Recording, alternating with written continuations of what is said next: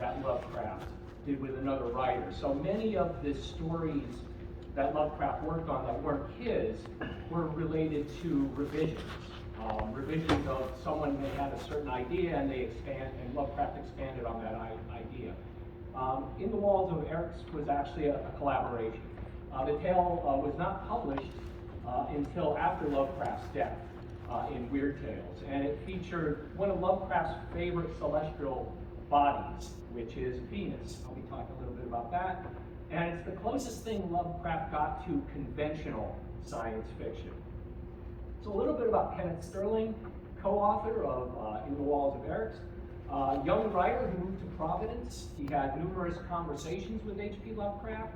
And imagine yourself as someone in middle school who had the opportunity to have weekly conversations with H.P. Lovecraft.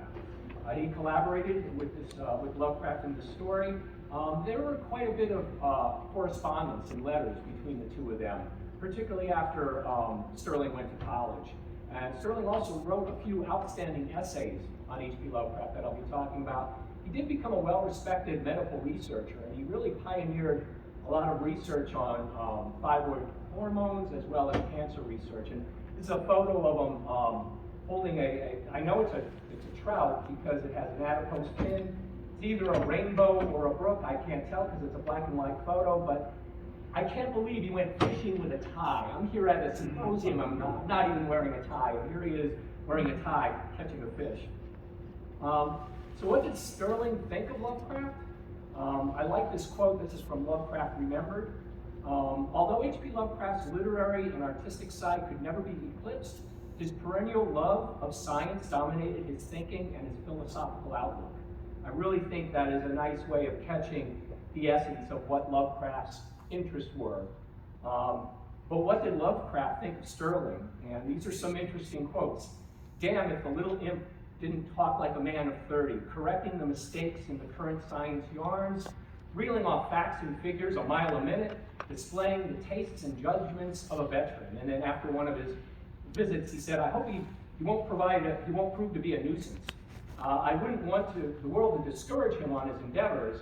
He really does seem like an astonishingly promising brat and means to become a research biologist. And just from these quotes, you sort of get the feeling that maybe Sterling as a young guy was more like a young Sheldon, and even one of the younger photos of Sterling, he sort of looks like young Sheldon. So to give you a little more information on Sterling, again, he moved from New York City to Providence with his family in 1934.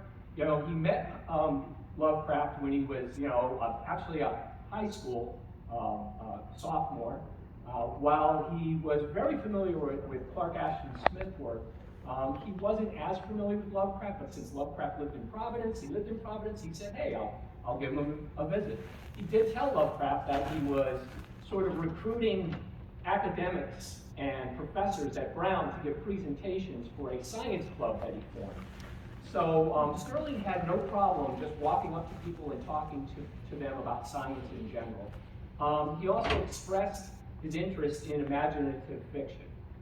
Sterling first met Lovecraft in 1934, but in the fall of 1936 he attended Harvard, received his Bachelor's of Science in 1940, and then he received a medical degree from Johns Hopkins.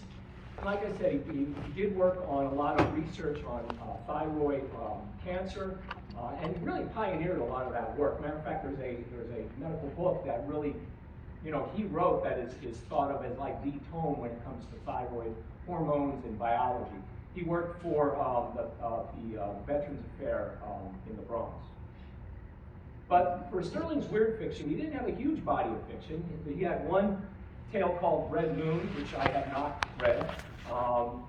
Lovecraft actually made a few